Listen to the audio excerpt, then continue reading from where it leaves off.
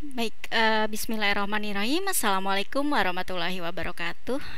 Nah, kita akan lanjut di sini. Kita akan bahas soal dari materi medan dan potensial listrik. Di sini saya sudah membuat 3 soal latihan dan kita akan bahas satu persatu. Mohon untuk diperhatikan dengan seksama. Oke, baik, kita akan mulai dari nomor 1 ya. Nah, soalnya adalah seperti ini. Muatan positif adalah Q1. Kalau nano, ini nano ya, N itu nano. Nano itu adalah 10 pangkat minus 9. Q1-nya berada pada titik pusat koordinat. Oke, kita tulis dulu nih di sini ya. Nah, ini dia adalah si Q1. Q1-nya tadi berapa? Oh iya, 8 ya. 8 nano coulomb. Oke, Q1 pada titik pusat koordinat dan muatan Q2 12 pada sumbu X di sini ya. Nah, dari sini ke sini dia bilang ini adalah 4 meter. Di sini adalah 4 meter pada sumbu X. Nah, ini adalah si Q2, muatan Q2. Q2-nya itu sama dengan 12 nano coulomb. Carilah medan listrik di titik P yang berada pada sumbu Y3. Oke, yang ada di sini nih kira-kira. Y3 berarti dia akan lebih kecil ya. Nah, kira-kira adanya di sinilah. Nah, di sini nih kira-kira.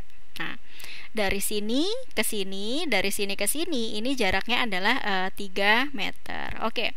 Nah, berarti yang ditanya adalah medan yang ada di sini. Nah, sekarang pertama kita proyeksikan dulu ya.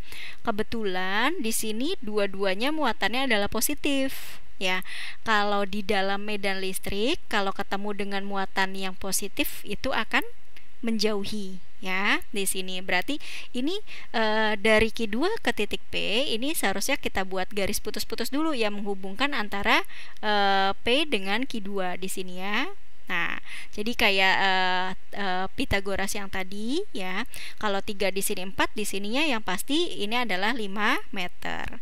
Nah, di sini pertama kita proyeksikan dari yang Q1 dulu nih ya. Dari Q1. Berarti ketemu dengan muatan Q1 yang positif, maka dia akan di sini akan menjauhi muatannya. Berarti dia akan ke arah atas ya. Nah, di sini dia akan ke arah atas. Nah, kira-kira dia di sini. Ini adalah E dari Q1-nya. Nah, sementara ketemu lagi dengan muatan Q2 yang nilainya adalah juga positif. Nah, maka kalau begitu di sini. Nah, ini dia di sini harus selurusan dengan yang ini. Nah, dia akan selurusan dengan ini ya. Harus sepanjang itu. Nah, ini dia adalah E yang ada di Q2. E yang ada di Q2. Nah, di sini ini adalah soal dari 2 dimensi. Berarti rumusnya yang kayak tadi menggunakan akar ya. Nah, sudut yang dibentuk adalah sudut yang ada di sini gitu. Nah, bagaimana kita cara mendapatkan sudut yang ada di sini? Nah, kita bisa menggunakan atau kita bisa mencari sudut yang ada di sini nih. Nah, kita bisa mencari sudut yang ada di sini. Karena di sini hubungannya adalah bertolak belakang. Ini sebetulnya kalau saya gambarnya lebih rapih ya. Nah, lebih rapi di sini ya, misalkan. Nah, ini dia akan bertolak belakang antara yang ini dengan yang ini dia akan bertolak belakang. Berarti nanti nilainya akan sama di sini ya. Nilainya akan sama. Nah, maka kalau begitu tinggal kita cari aja nih sudut yang ada di sini, sudut alfanya berapa. Nanti akan sama dengan sudut yang ini gitu. Ya. Oke. Nah, berarti kalau begitu nilai dari sin alfa itu sama dengan demi lagi depan per miring.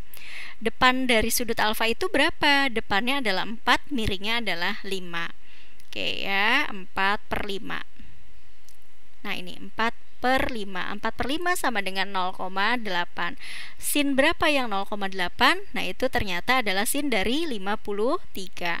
Maka kalau begitu, sudut yang di belakangnya ini pun juga sama. Sudutnya adalah 53 derajat. Ya, oke. Nah, gitu. Nah, terus kalau udah baru dari sini kita bisa cari.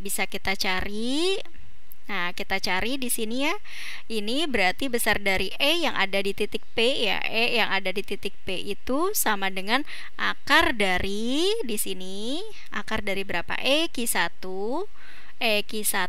kuadrat ditambah E yang ada di Q2 kuadrat terus ditambah Q1 Q2 Maaf, di sini kurang angka 2-nya ya. Oke, saya ketinggalan angka 2-nya, ditambah 2 dikali ya. Nah, terus baru dikali dengan cos theta atau cos alfa aja ya. Oke, karena nilainya pasti sama ya. Nah, cos alfa atau cos 53. Nah, tapi sebelumnya sama kayak yang sudah kita harus cari Q1 dulu sebelum kita membuat perhitungan itu ya. Yuk kita cari, berarti di sini adalah E yang ada di Q1, berarti persamaannya kalau medan itu cukup cuma K dikali Q, Q-nya Q1 per R kuadrat, R1 kuadrat. Nah, maka tinggal kita masukin, di sini berarti 9 dikali 10 pangkat 9 ya, terus dikali Q1-nya 8 dikali 10 pangkat minus 9 baru per R1.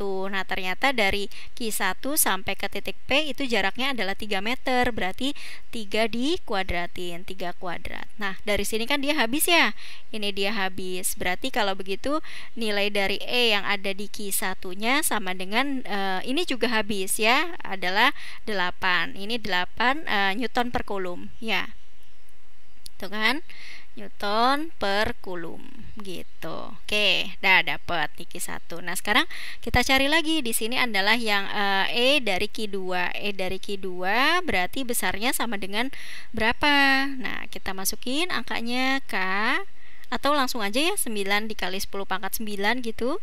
9 dikali 10 pangkat 9 terus dikali sama E di Q2 kan ya. Berarti di sini dikali 12 dikali 10 pangkat min 9, terus baru di sini adalah jaraknya dari Q2 sampai ke titik P itu adalah 5 meter. Berarti di sini adalah 5 dikuadratin. Ya udah, berarti coret ya. Terus 9 dikali 12 90 tambah 18 berarti 108. Oke ya. Ini hasilnya adalah 108 per 25. Nah, hasilnya jadi berapa nih? 4, berapa ya? 4, coba sebentar ya. 108 dibagi 25. 4,32. Nah, di sini 4,32 Newton per kulum. Nah, kalau udah baru di sini tinggal kita masukkan hasilnya. Jadi hasilnya akan sama dengan berapa? Akar dari, nah, Q1 itu berarti sama dengan 8 dikuadratin terus ditambah 4,32 kuadrat terus ditambah 2 dikali 8 dikali 4,32 terus dikali cos 53. Nah, cos 53. Oke, ya udah, berarti hasilnya berapa nih? Ya, 8 dikuadratin berarti jadinya adalah 64 gitu kan. Terus ditambah 4,32 dikuadratin berapa? 4,32 18,66. Saya buletin jadi 18,7 aja ya. Oke. Nih, jadi di sini adalah maaf. Nah, 18,7. Terus baru ditambah ini 2 dikali 8 dikali 4,32 berarti 16 dikali 4,32. Oke, 69,12.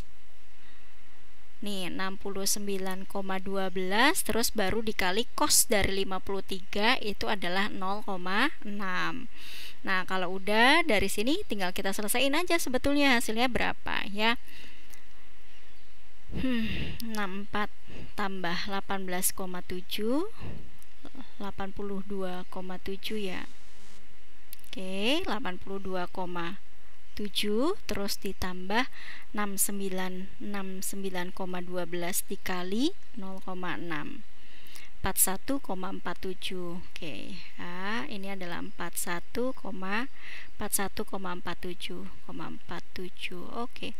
Nah, maka dari sini hasilnya adalah 82,7 ditambah 41,7 124,17. Oke.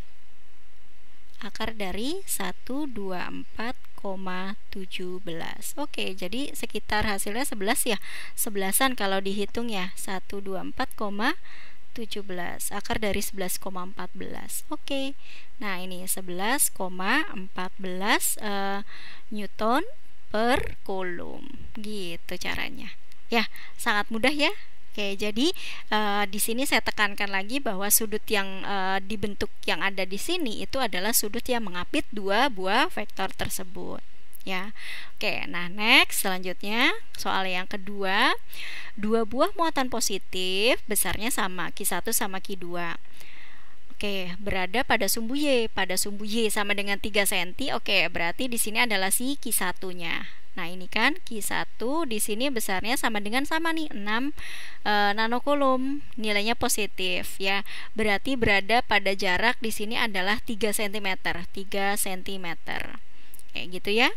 Nah, terus dan di jarak -3. Nah, kalau -3 memang itunya ada di bawah ya, ada di bawah posisinya, tapi ini tetap sama, tulisannya adalah 3 cm. Jadi kita nggak perlu menulis -3. -3 itu hanya menunjukkan letaknya ada di bawah.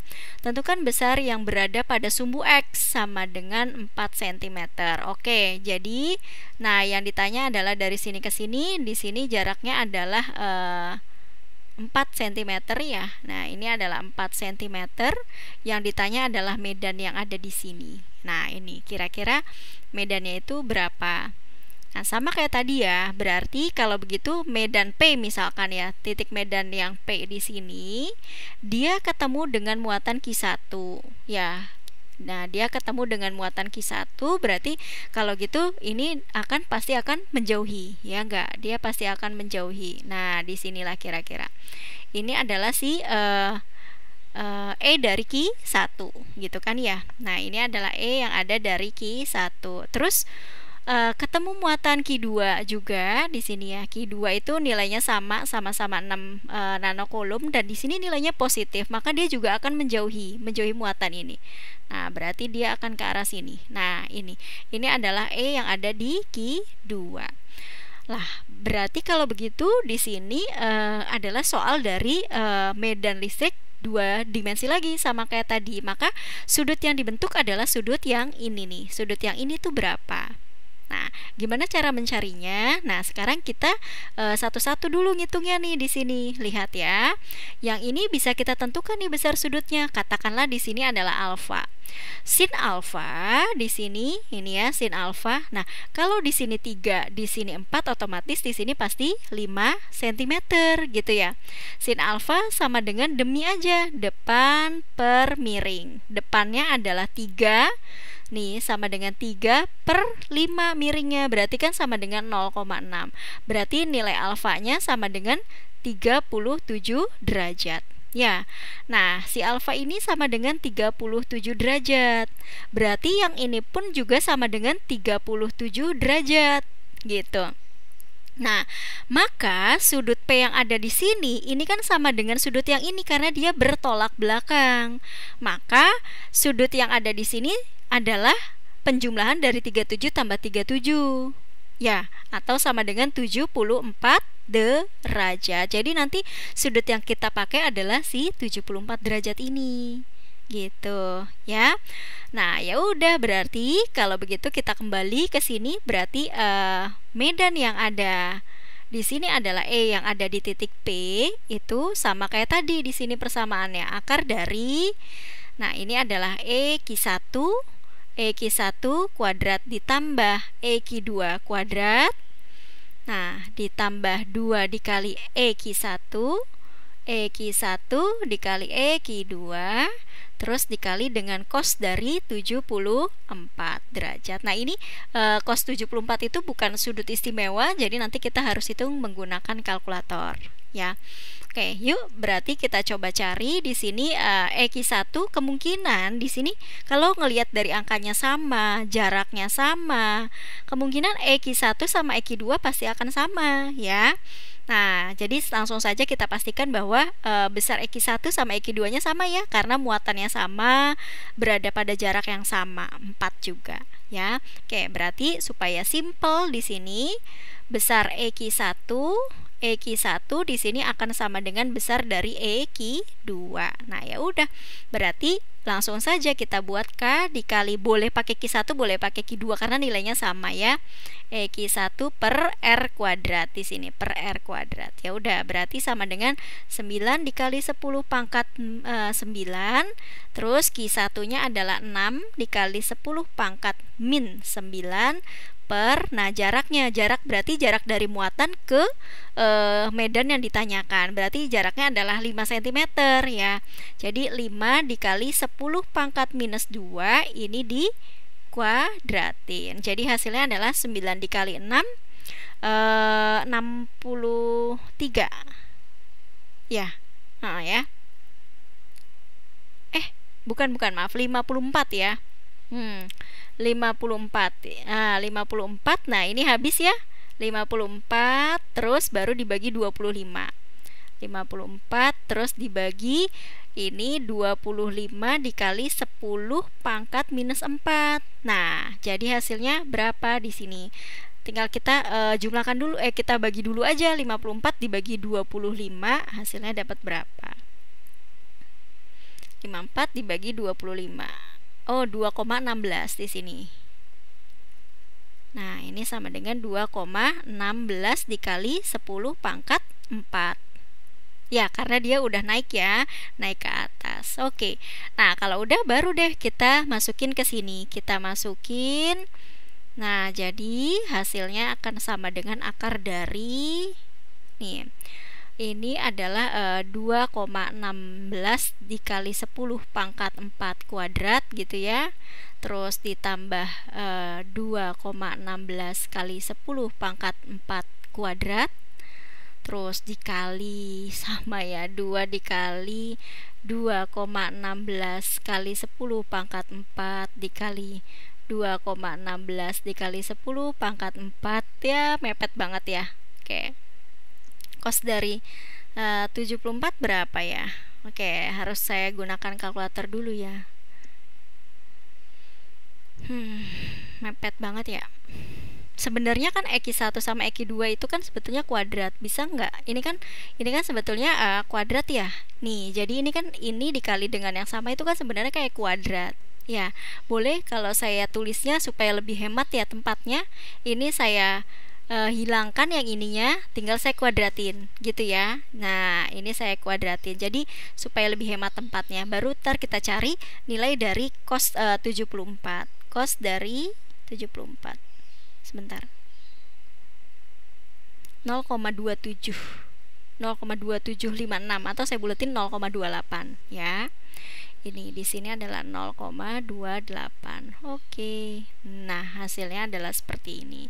Nah, sekarang di sini adalah kita cari 2,16 dikuadratin. 4,6656. 4,7 aja lah ya. Biar lebih simpel perhitungannya. Oke. Akar dari, nah di sini sama dengan 4,7 dikali 10 pangkat 8 ditambah 4,7 dikali 10 pangkat 8. Nah, tinggal dikali ini ya, 4 dikali 2 terus ditambah ini kan 2,16 dikuadratin 4,7 ya. Baru habis itu kita kalikan 2. Saya kali 2. 9,3 ya. Sebenarnya sih bukan ya, 9,4 aja ya. Oke. 9,4 dikali 10 pangkat 8 baru dikali 0,28. Nah, ini yang perkalian ini harus kita selesaikan dulu ya. Nah, ini kan kalau ditambahkan jadinya hasilnya berapa? Kalau ditambahkan jadi 9,4 itu ya, 9,4 dikali 10 pangkat 8 baru ditambah. Nah, yang 9,4 itu 9,4 terus dikali 0,28. 2,63. Ya, hasilnya adalah segini. Nah, 2,6 aja deh, 2,63 sih, 2,6 dikali 10 pangkat 8. Oke, nah hasilnya jadi sama dengan 9,4, 2,6 berarti 10, 9 ditambah 3 jadi akar 12 ya. Nah, ini kayak bagus nih angkanya nih. Nah, kira-kira hasil pembulatannya adalah 12 dikali 10 pangkat 8. Nah, ini 10 pangkat 8 kan kalau diakarin jadi 10 pangkat 4 ya. 10 pangkat 4 tinggal setengahnya. Nah, sementara kalau 12 itu kan sama dengan 4 dikali 3 gitu ya. Akar dari 4 itu adalah 2. Nah, maka jadinya adalah 2 dikali 10 pangkat 4 terus akar 3.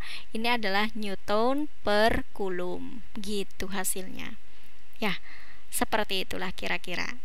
Oke, jelas? Nah, next. Kemudian kita lanjut ke soal yang berikutnya. Nah, soalnya adalah seperti ini. Di sini perhatikan gambar di bawah ini. Berikut adalah Q1 sama Q3 itu sama. Nah, kalau saya tulis di sini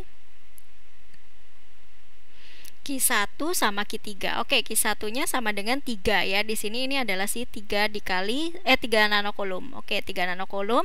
Q3 juga sama, 3 nanocoulomb. Nah, terus Q berapa? Q2 sama Q4 minus 3. Oh, yang di sininya baru di sini sama dengan minus 3 nanocoulomb. Yang ini pun juga sama dengan minus 3 nanocoulomb. Oke, yang ditanya tentukan potensial yang ada di titik P. Nah, ini dari sini ke sini dia kan 4. Ya, dari sini ke sini ini 4. Nah, otomatis kalau begitu ini kan berlaku berlaku Pitagoras ya. Kalau di sini 4, di sini 4, berarti yang di sini pun nih yang ada di sini berarti jadi berapa? Oh, sebentar. Nah, di sini ya. Nah, ini di sini ya. Kira-kira berapa di sini? Nah, berarti pakai gunakan yang Pitagoras. Jadi sama dengan 4 kuadrat gitu kan ya. Nih, akar dari 4 kuadrat ditambah 4 kuadrat. Jadi gini loh, akar dari 4 kuadrat ditambah 4 kuadrat atau sama dengan 16 tambah 16. Akar dari 32 kan? Nah, akar dari 32. Nah, dengan cara yang kayak tadi 32 itu kan sama dengan akar dari berapa? 8 dikali 4 ya.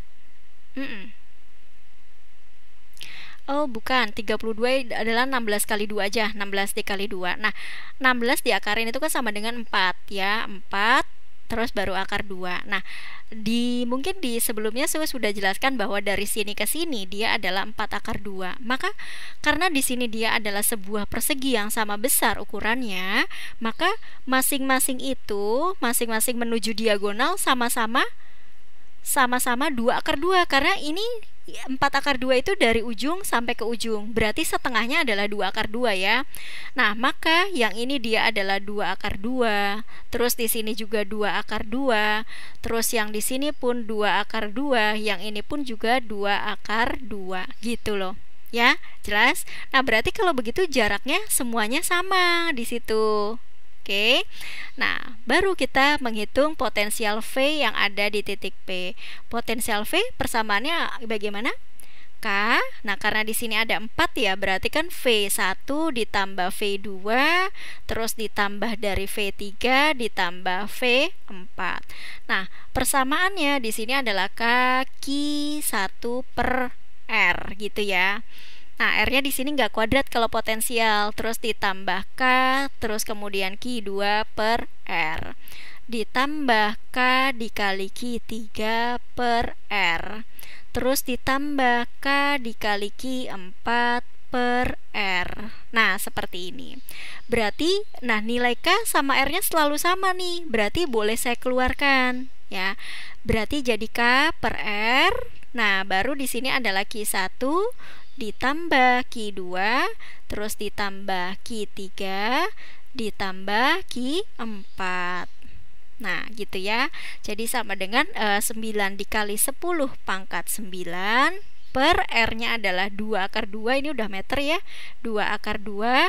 Nah, baru kita jumlahkan. Q1-nya adalah 3 kali 10 pangkat atau 10 pangkat min 9-nya saya taruh di luar nanti ya, karena ini semuanya nano ya. Berarti ini 3 ditambah Q2, Q2-nya minus 3. Nah, ditambah ini minus 3. Nah, terus ditambah Q3, Q3-nya 3 ditambah Q4-nya. Nah, Q4 adalah minus 3. Nah, baru kalau udah ini karena Q-nya semuanya nano, berarti 10 pangkat min 9. Ini habis ya. Nah, yang terpenting adalah 3 dengan 3 di sini adalah habis. 3 dengan 3 di sini, 3 dengan minus 3 habis. Berarti total dari ini semua nilainya sama dengan 0.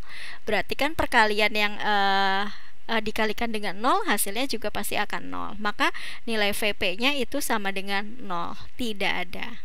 Gitu. Seperti itu kira-kira. Oke, baik. Bagaimana? Mudah-mudahan bisa jelas semuanya. Nah, kalau masih ada bingung, silakan kalau mau ditanyakan. Kalau saya melakukan kesalahan, mohon untuk dikoreksi. Mungkin itu saja dari saya.